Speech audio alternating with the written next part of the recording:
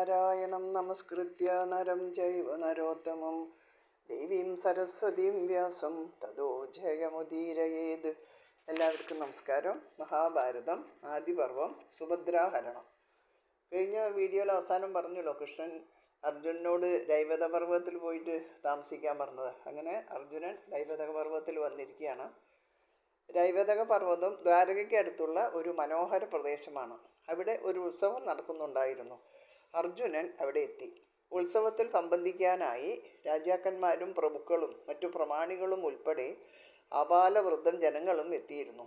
രോഹിണിയോടുകൂടി ബലഭദ്രനും സത്യഭാമയോടുകൂടി കൃഷ്ണനും തോഴികളാൽ അനുഗതയായി സുഭദ്രയും ഉത്സവത്തിന് വന്നു ചേർന്നിരുന്നു. അർജുനൻ സുഭദ്രയെ കണ്ടു. സുഭദ്രയുടെ ദർശനം അർജുനൻ്റെ ഹൃദയത്തിലുണ്ടായിരുന്ന പ്രേമാഗ്നിയെ ഉദ്ദീപിപ്പിക്കുന്ന ഇന്ധനമായി. ഇനി അർജുനൻ്റെ സന്യാസി വേഷം. പാർത്ഥൻ അവിടെ ഒരാലിൻചുവട്ടിൽ സർവസംഗപരിത്യാഗിയായ ഒരു മുനീശ്വരൻ്റെ ഭാവത്തോടെ ഇരിപ്പുറപ്പിച്ചു. കാഴ്ചയിൽ ദിവ്യത്വം തോന്നിയിരുന്ന യുവ സന്യാസിയെ കണ്ടവരൊക്കെ അദ്ദേഹത്തെ ബഹുമാനത്തോടെ കുമ്പിട്ട് വണങ്ങി. അർദ്ധനിമീലിതങ്ങളായ നേത്രങ്ങളോടെ ഇരുന്നിരുന്ന സവ്യസാചി എല്ലാവരെയും അനുഗ്രഹിക്കുന്നുമുണ്ടായിരുന്നു. പക്ഷേ അദ്ദേഹത്തിൻ്റെ ഹൃദയത്തിൽ സുഭദ്ര മാത്രമാണ് നിറഞ്ഞു വന്നിരുന്നത്. കുറച്ചു കഴിഞ്ഞപ്പോൾ ബലരാമൻ ഭാര്യയോടൊപ്പം അതുവഴി വന്നു. അദ്ദേഹം യുവസന്യാസിയിൽ ആകൃഷ്ടനായി. സന്യാസിയുടെ അടുത്ത് ചെന്ന് എവിടെ നിന്ന് വരുന്നുവെന്നും ഏതെല്ലാം പുണ്യസ്ഥലങ്ങൾ സന്ദർശിച്ചുവെന്നും മറ്റും ചോദിച്ചു. അർജുനൻ വളരെ സരസമായി പണ്ഡിതോചിതമായി താൻ സന്ദർശിച്ച പുണ്യസ്ഥലങ്ങളെപ്പറ്റി വിവരിച്ചപ്പോൾ ബലരാമന് സന്യാസിയെപ്പറ്റി വലിയ മതിപ്പ് തോന്നി. ഇദ്ദേഹം ഇപ്രകാരം ഒരു ആൽത്തണലിൽ കഴിഞ്ഞുകൂടേണ്ടവനല്ല എന്നും ഇദ്ദേഹത്തെ തങ്ങളുടെ അതിഥിയായി കൊട്ടാരത്തിൽ താമസിപ്പിക്കേണ്ടതാണ് എന്നും ബലഭദ്രൻ കരുതി. ഈ സമയം കൃഷ്ണനും സത്യഭാമയോടൊപ്പം അവിടെ എത്തി. ബലരാമൻ പറഞ്ഞു, കൃഷ്ണ, നീ വന്നത് നന്നായി. ഈ സന്യാസിയെ കണ്ടില്ലേ? യുവാവാണെങ്കിലും അസാധാരണ പണ്ഡിതനായ ഇദ്ദേഹം ജിതേന്ദ്രിയനാണ് എന്ന കാര്യത്തിൽ ഒരു സംശയവുമില്ല. ചാതുർമാസ്യം അനുഷ്ഠിക്കാൻ ഇദ്ദേഹത്തെ നമ്മുടെ കൊട്ടാരത്തിൽ കൊണ്ടുപോയി ഉദ്യാന ഹർമ്മ്യത്തിൽ താമസിപ്പിക്കണം. സമീപത്ത് കന്യകാഗ്രഹമുണ്ടല്ലോ, അവിടുന്ന് സുഭദ്രയും മറ്റും അദ്ദേഹത്തിന് വേണ്ട ആഹാരം കൊണ്ടുകൊടുക്കട്ടെ. കൃഷ്ണൻ ഇത് കേട്ടപ്പോൾ സത്യഭാമയെ നോക്കി കള്ളച്ചിരി ചിരിച്ചുകൊണ്ട് പറഞ്ഞു, വാഗ്മിയായ സന്യാസി കോമളനായൊരു യുവാവാണ്. ഇദ്ദേഹത്തെ കന്യകാഗ്രഹത്തിനടുത്ത് താമസിപ്പിക്കുന്നത് യുക്തമല്ല എന്നാണ് എനിക്ക് തോന്നുന്നത്. പിന്നെ ജ്യേഷ്ഠൻ കൽപ്പിച്ചാൽ എനിക്കെതിരില്ല. ബലഭദ്രൻ, ഹേയ്, ഇദ്ദേഹം ഒരു മഹായോഗിയാണ്. ബുദ്ധിമാനും വിനയവാനും സത്യവാനുമാണ്. ഇദ്ദേഹത്തെ കൂട്ടിക്കൊണ്ടുപോവുക. ഇദ്ദേഹത്തിന് ആവശ്യമുള്ള ഭക്ഷണ പാനീയങ്ങളൊക്കെ യഥാസമയം എത്തിച്ചു കൊടുക്കുന്നതിന് സുഭദ്രയെ ചട്ടം കെട്ടുക. കൃഷ്ണൻ ഒന്നും അറിയാത്തവനെ പോലെ ജ്യേഷ്ഠൻ്റെ ആജ്ഞ നടപ്പാക്കുന്നവനെന്ന നാട്യത്തിൽ സന്യാസിയെയും കൂട്ടി കൊട്ടാരത്തിലെത്തി. ലതാഗ്രഹത്തിലാക്കിയിട്ട് സുഭദ്ര ഇവിടെ എത്തി എന്ന് പറഞ്ഞു. ലതാഗ്രഹത്തിൽ പാർക്കുന്ന സന്യാസിക്ക് എന്നും ഭിക്ഷ നൽകണമെന്ന് ജ്യേഷ്ഠൻ നിർദ്ദേശിച്ചിരിക്കുന്നു. അത് മുടങ്ങാതെ നീ തന്നെ കൊണ്ടുപോയി കൊടുക്കണം. അദ്ദേഹത്തെ ഭക്തിയോടെ പൂജിച്ചാൽ നിന്റെ അഭിലാഷങ്ങൾ പൂവണിയും. കുട്ടിക്കാലം മുതൽക്ക് സുഭദ്ര അർജുനൻ്റെ വീരപരാക്രമങ്ങളെപ്പറ്റി കേൾക്കാൻ ഇടയായിട്ടുണ്ട്. തൻ്റെ അച്ഛൻ്റെ സഹോദരീപുത്രനായ സവ്യസാചിയെ വെല്ലുന്ന വില്ലാളി വീരന്മാർ ലോകത്തിലില്ല എന്ന് അവൾ അറിഞ്ഞിരുന്നു. സുഭകനും സുസമ്മതനുമാണ് പാർത്ഥനെന്നും അവൾ കേട്ടിരുന്നു. നേരിൽ കണ്ടിട്ടില്ലെങ്കിലും അർജുനൻ്റെ രൂപം സങ്കല്പിച്ച് അവനെ സുഭദ്ര മനസ്സിൽ ധ്യാനിച്ചിരുന്നു. കൃഷ്ണൻ്റെ നിർദ്ദേശപ്രകാരം സുഭദ്ര തന്നെ യുവയോഗിക്ക് വേണ്ട ഭക്ഷണ സാധനങ്ങൾ നിത്യവും കൊണ്ടുപോയി കൊടുത്തുകൊണ്ടിരുന്നു. അപ്പോഴൊക്കെ അവൾ അദ്ദേഹത്തെ സാഗൂതം വീക്ഷിക്കുകയും അദ്ദേഹത്തിൻ്റെ ചലനങ്ങളൊക്കെ ശ്രദ്ധിക്കുകയും ചെയ്യുമായിരുന്നു. യുവകോമളനായ യോഗിയുടെ 2 കൈയിലും ഞാണിൻ്റെ തഴമ്പ് കണ്ടപ്പോൾ സന്യാസിയെപ്പറ്റി അവൾ പലതും ഊഹിച്ചു. ഒരു ദിവസം അവൾ യോഗിയോട് ചോദിച്ചു, ഭവാൻ ജിതേന്ദ്രിയനായ യോഗിവര്യനാണല്ലോ. ദേശാടനം നടത്തി പരിണതപ്രജ്ഞനായവനുമാണ്. അങ്ങയുടെ യാത്രക്കിടയിൽ അങ്ങ് ഇന്ദ്രപ്രസ്ഥത്തിൽ പോയിരിക്കാൻ ഇടയുണ്ടല്ലോ. എൻ്റെ അച്ഛൻ്റെ സഹോദരിയായ കുന്തിദേവിക്ക് സൗഖ്യം തന്നെയല്ലേ? ധർമ്മജ്ഞനെ അങ്ങ് കാണുകയുണ്ടായോ? വായുനന്ദനായ ഭീമൻ എങ്ങനെയിരിക്കുന്നു? ഫൽഗുനൻ തീർത്ഥാടനം നടത്തുന്നുണ്ട് എന്ന് കേട്ടു. അത് ശരിയാണോ? തീർത്ഥാടനം നടത്തുന്നു എന്ന് കേട്ടു. അത് ശരിയാണോ? ഭാഗ്യവാനായ അദ്ദേഹത്തെ കാണുകയോ സംസാരിക്കുകയോ ഉണ്ടായോ? എല്ലാം അറിയാൻ ആഗ്രഹമുണ്ട്. ഇത് കേട്ടപ്പോൾ അർജുനൻ കോൾമയർ കൊണ്ടു. മനസ്സാകെ കുളിരണിഞ്ഞു. കള്ളച്ചിരിയോടെ പ്രതിപദിച്ചു, കുന്തിദേവിക്ക് സൗഖ്യം തന്നെ. ധർമ്മപുത്രരും സോദരരും ധർമ്മത്തോടെ രാജ്യഭാരം ചെയ്യുന്നു. അർജുനൻ തീർത്ഥാടനത്തിനും പോയിരിക്കുകയാണ്. ഞാൻ കണ്ടില്ല. എന്നാൽ ഞാനൊരു രഹസ്യം പറയാം. സ്ത്രീകളുടെ രഹസ്യം പറയരുത് എന്നാണ് അഭിജ്ഞമതം. എങ്കിലും നിന്നോട് പറയാം. അർജുനൻ സുഭദ്രയിൽ അനുരക്തനാണ് എന്നും സന്യാസി വേഷത്തിൽ ദ്വാരകയിൽ എത്തിയിട്ടുണ്ട് എന്നും ഞാൻ കേട്ടു. അർജുനൻ സുഭദ്രയിൽ അനുരക്തനാണ് എന്ന് കേട്ടപ്പോൾ രോമാഞ്ച കഞ്ചുകിതയായ സുഭദ്ര കാൽനഖങ്ങൾ കൊണ്ട് നിലത്ത് വരകൾ വരച്ചു തല കുനിച്ചു നിന്നു. സുഭദ്രയുടെ അന്തർഗതം പാർത്ഥനും വ്യക്തമായി മനസ്സിലായി. അവൾ തന്നിൽ അനുരക്തയാണ്. അവൻ്റെ ഹൃദയത്തിൽ വിവിധ വികാരങ്ങളുടെ വേലിയേറ്റമുണ്ടായി. സുഭദ്രയെ ആലിംഗനം ചെയ്യാനുള്ള കടുത്ത ആവേശം തോന്നിയെങ്കിലും അവനത് നിയന്ത്രിച്ചു. തൻ്റെ യാഥാർത്ഥ്യം ഒരു നിമിഷം പോലും ഇനിയും തൻ്റെ ആരാധനാമൂർത്തിയിൽ നിന്നും മറച്ചുവെക്കാൻ കഴിവില്ലാതെ അർജുനൻ പറഞ്ഞു, ദേവി, ഞാൻ അർജുനനാണ്. ഭൗതിക്ക് വേണ്ടി ഈ കപടവേഷത്തിൽ ഇവിടെ കടന്നുകൂടിയതാണ്. എന്നോട് ക്ഷമിച്ചാലും. തൻ്റെ പ്രാണപ്രിയനാണ് മുന്നിലിരിക്കുന്നത് എന്നറിഞ്ഞ സുഭദ്ര അക്ഷോന്മാദത്താൽ പുളകിതഗാത്രിയായി. സന്തോഷാധിക്യത്താൽ വീർപ്പുമുട്ടി. അവിടെ നിന്നാൽ അവളുടെ മനസ്സിൻ്റെ നിയന്ത്രണം വിട്ടുപോകുമെന്നും ഭയന്ന് അവൾ ശയനമുറിയിലേക്ക് ഓടി. പുഷ്പശയ്യയിൽ വീണു അവളുടെ കുവലമിഴികളിൽ സന്തോഷബാഷ്പം നിറഞ്ഞു തുളുമ്പി. സുഭദ്രയെ അർജുനന് നൽകണമെന്ന കാര്യത്തിൽ കൃഷ്ണന് രണ്ടു പക്ഷമില്ലായിരുന്നു. അവർ ഇരുവരും ദൃഢാനുരക്തരാണ് എന്നുള്ള വിവരവും അദ്ദേഹത്തിന് അറിയാമായിരുന്നു. കൃഷ്ണൻ സത്യഭാമയെ സുഭദ്രയുടെ അടുക്കലേക്ക് അയച്ചു. സത്യഭാമ സുഭദ്രയെ കണ്ട് അവളുടെ മനസ്സിലെ സങ്കല്പങ്ങൾ യാഥാർത്ഥ്യങ്ങളായി തീരുമെന്ന് ഉറപ്പുകൊടുത്തു. കൃഷ്ണന്റെ സഹായം. ജ്യേഷ്ഠനായ ബലരാമനും സജീവനായ ഉദ്ധവനും അറിയാതെ സുഭദ്രയുടെ വിവാഹം നടത്താൻ കൃഷ്ണൻ തീരുമാനിച്ചു.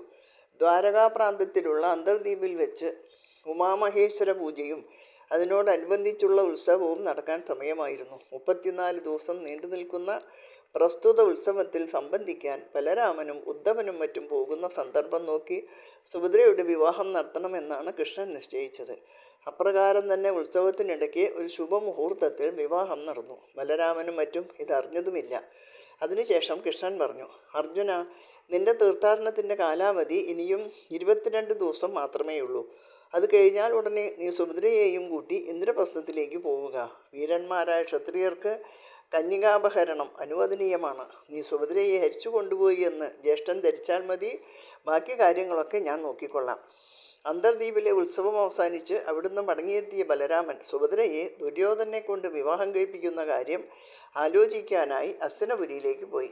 അർജുനൻ്റെ തീർത്ഥാടനത്തിൻ്റെ കാലാവധി കഴിഞ്ഞ ദിവസം ബലരാമൻ ഹസ്തിനപുരിയിലായിരുന്നു. അന്ന് തന്നെ കൃഷ്ണൻ സുഭദ്രയ്ക്കും പാർത്ഥനും പോകുന്നതിനുള്ള തേര് തയ്യാറാക്കി കൊടുത്തു.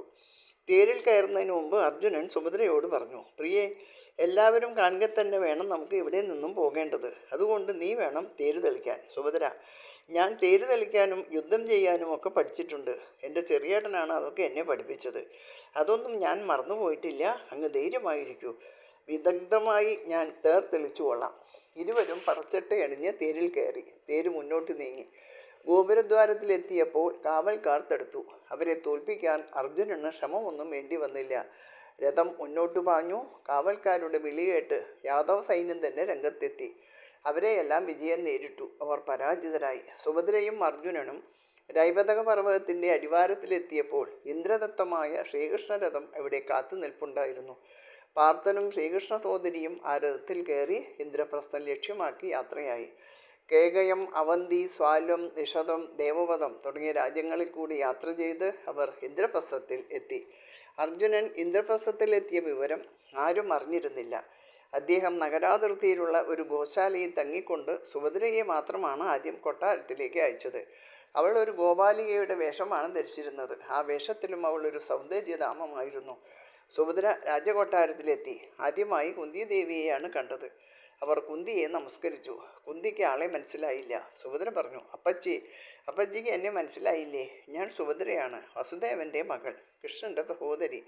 കുന്തി വികാരവിവശയായി സുഭദ്രയെ ആലിംഗനം ചെയ്തു. മൂർധാവിൽ ചുംബിച്ചുകൊണ്ട് ചോദിച്ചു, എന്ത്, എൻ്റെ സഹോദരപുത്രിയോ? നീ ഇപ്പോൾ എവിടുന്ന് വരുന്നു? നീ തനിച്ചേ ഉള്ളൂ? മടിച്ചാണെങ്കിലും സുഭദ്ര എല്ലാ വൃത്താന്തങ്ങളും കുന്തിയെ അറിയിച്ചു. തൻ്റെ മരുമകളായിട്ടാണ് സുഭദ്ര വന്നിരിക്കുന്നത് എന്നറിഞ്ഞപ്പോൾ കുന്തിക്കുണ്ടായ സന്തോഷം നിസ്സീമമായിരുന്നു.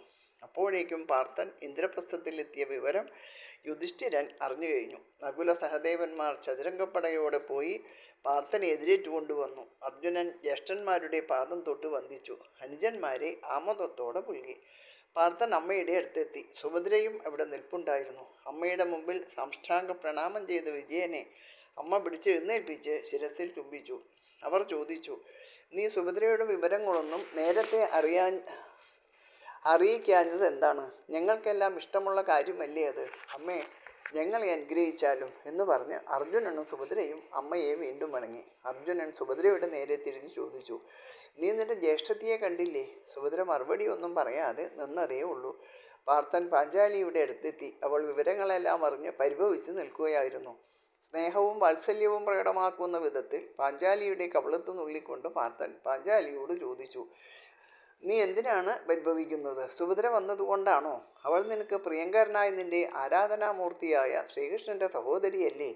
അവൾ നിനക്ക് വിധേയായിരിക്കും. നീയാണ് എന്നും പാണ്ഡവരുടെ പട്ടമഹർഷി, എൻ്റെ പ്രിയതമയും. അർജുനൻ പിന്നെയും പല സ്നേഹവർത്തമാനങ്ങളും പറഞ്ഞ് പാഞ്ചാലിയുടെ പരിഭവം അകറ്റി. അപ്പോഴേക്കും സുഭദ്രയും അവരുടെ സമീപമെത്തി. അവൾ പാഞ്ചാലിയുടെ പാദത്തിൽ വീണ് നമസ്കരിച്ചു. അവൾ പറഞ്ഞു, ജ്യേഷ്ഠത്തി, ഞാൻ എന്നും അവിടുത്തെ ദാസിയാണ്. പാഞ്ചാലി സന്തോഷപൂർവ്വം സുഭദ്രയെ ആലിംഗനം ചെയ്ത് ആശീർവദിച്ചു. ഹസ്തിനപുരിയിൽ നിന്നും മടങ്ങിയെത്തിയപ്പോഴാണ് ബലരാമൻ സുഭദ്രാഹരണ വൃത്താന്തം അറിഞ്ഞത്. അദ്ദേഹം കോപാക്രാന്തനായി അലറി, അർജുനൻ നമ്മെ അപമാനിച്ചു, നമ്മുടെ കുടുംബത്തിൻ്റെ മാനം കെടുത്തി, കൃഷ്ണനെ ധിക്കരിച്ചു. അവൻ എൻ്റെ തലയിലാണ് ചവിട്ടിയത്. ഞാൻ എങ്ങനെ ഇത് സഹിക്കും? ധൃതരാഷ്ട്രരോട് ഞാൻ എന്തു പറയും? ദുര്യോധൻ്റെ മുഖത്ത് ഞാൻ എങ്ങനെ നോക്കും?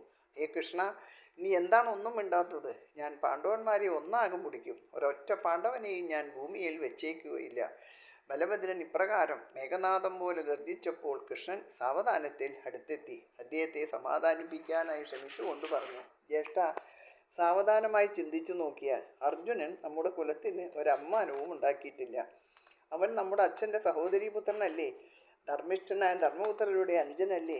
ലോകത്തിൽ വെച്ച് ഏറ്റവും ശക്തനായ വായുപുത്രൻ അവൻ്റെ ജ്യേഷ്ഠനല്ലേ? ശന്തനുവിൻ്റെ പേരക്കിടാവല്ലേ? പാർത്ഥൻ പാണ്ഡവകുല തിലകമല്ലേ? വില്ലാളി വീരനല്ലേ? പോരിൽ അവനെ ജയിക്കാൻ കഴിയുന്നവർ ആരെങ്കിലും ഉണ്ടോ?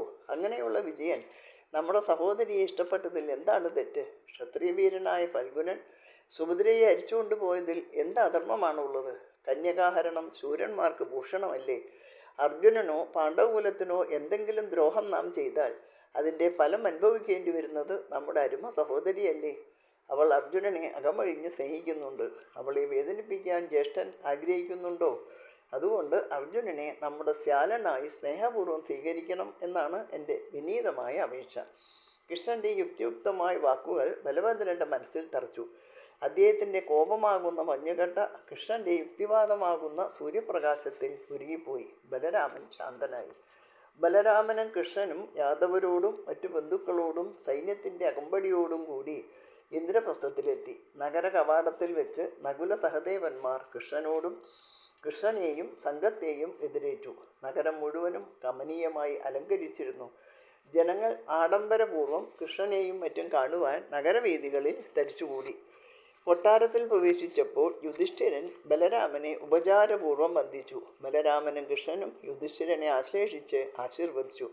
മറ്റു പാണ്ഡവന്മാരെയും അവർ അനുഗ്രഹിച്ചു. വളരെ വില കൂടിയ അനവധി പാരിതോഷികങ്ങൾ വധൂവരന്മാർക്ക് നൽകി. എല്ലാവരും കുതൂഹല ചിത്തരായി കുറച്ചുനാൾ ഇന്ദ്രപ്രസ്ഥത്തിൽ താമസിച്ചിട്ട് മടങ്ങിപ്പോയി. കൃഷ്ണൻ മാത്രം കുറച്ചുനാൾ കൂടി അവിടെ താമസിച്ചു. അദ്ദേഹം അർജുനനുമൊത്ത് വനത്തിൽ പോയി നായാടിയും മറ്റു സന്ദർഭങ്ങളിൽ പാണ്ഡവന്മാരുമായി വിനോദങ്ങളിൽ ഏർപ്പെട്ടും കഴിച്ചുകൂട്ടി. സുഭദ്ര യഥാകാലം ഒരു പുത്രനെ പ്രസവിച്ചു. അവന് അഭിമന്യു എന്ന് നാമകരണം ചെയ്തു. അവൻ അച്ഛനെപ്പോലെ വീരപരാക്രമിയും അമ്മാവനെപ്പോലെ മേധാവിയും ആയിരുന്നു. പാണ്ഡവരുടെ എല്ലാവരുടെയും ലാളനാപാത്രമായി അഭിമന്യു വളർന്നു. പാഞ്ചാലിക്ക് 5 ഭർത്താക്കന്മാരിൽ നിന്ന് 5 പുത്രന്മാരുണ്ടായി. അവർ യഥാക്രമം പ്രതിവിന്ധ്യൻ, ശ്രുതസോമൻ, ശ്രുതകർമാവ്, ശതാനീകൻ, ശ്രുതസേനൻ എന്നിവരായിരുന്നു. അവർ 5 പേരും ഓരോ വർഷം ഇടവിട്ടാണ് ജനിച്ചത്. എല്ലാവരും പരസ്പരം സ്നേഹിച്ചും വിശ്വസിച്ചും ഐകമത്യത്തോടെ ഇന്ദ്രപ്രസ്ഥത്തിൽ വളർന്നു വന്നു. ഇതോടുകൂടി ഈ ഭാഗം അവസാനിച്ചു. എല്ലാവർക്കും നമസ്കാരം.